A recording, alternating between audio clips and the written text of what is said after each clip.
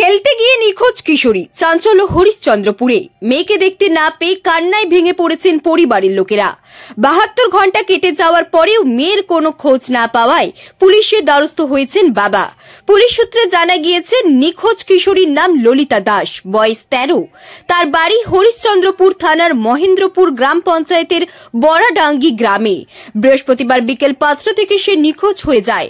নিখোঁজ কিশোরীর মা রুমা দাস বলেন, এদিন বিকেলে ললিতা বাড়ির বাইরে খেলতে যায়। সন্ধ্যা গড়িয়ে রাত হয়ে গেলেও সে বাড়ি ফেরেনি।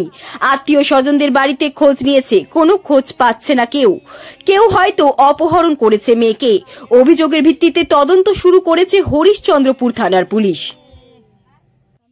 থেকে খাওয়া দাওয়া করে বাচ্চাটা খেলতে বেরোয়, সব দিন খেলাধুলাই বেশি করে, ছোয়াটা বেশি বয়স না। তারপরে খেলতে কোথায় বেরিয়েছিল?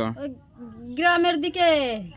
বলছি কোথায় যাচ্ছি কে, জল আনতে যাবি? তো বলে না, জল নাই বলে। তারপরে জল আনতে গেল আপনার মেয়ে, তারপর কি হলো?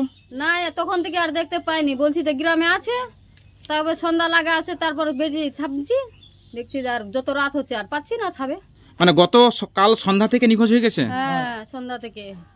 আপনার আত্মীয় স্বজনদের বাড়িতে খোঁজ নিয়েছেন? বাড়িতে খোঁজ নিয়েছি, তো কোথাও খোঁজ পাচ্ছেন না? না।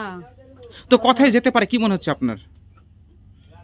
কোথায় কার বড় মেয়ে আছে, কারোর সঙ্গে কথা বলছে, কি হাসছে, কি বলছে, কাউকে দেখেছি সেটা বলতে কি করে পারবো? ছোট মেয়ে আছে না।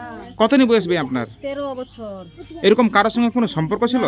দেখিনি কোনোদিন, কিন্তু সব দিন তো আমার মেয়েটা বকরি চড়াই, ছাগল চড়াই। পড়াশোনা করতো না, পড়াশোনা করেনি। করতে দিয়েছিলাম, বলছে যে পড়বো না আমি, আমার মাথা ভারী, আমার মাথার দিমাগ নিয়ে ঢুকে পড়ার, আমি পড়বো নি। তো থানায় অভিযোগ জানিয়েছেন নিখোঁজ আইডি? হ্যাঁ, থানায় গেছিলাম রাত্রে। এখনো কোনো খোঁজ মিলছে না আপনার মেয়ে? হ্যাঁ। এর আগে কোনোদিন কি নিখোঁজ হয়েছিল আবার? না, হয়নি, কোনোদিন হয়নি।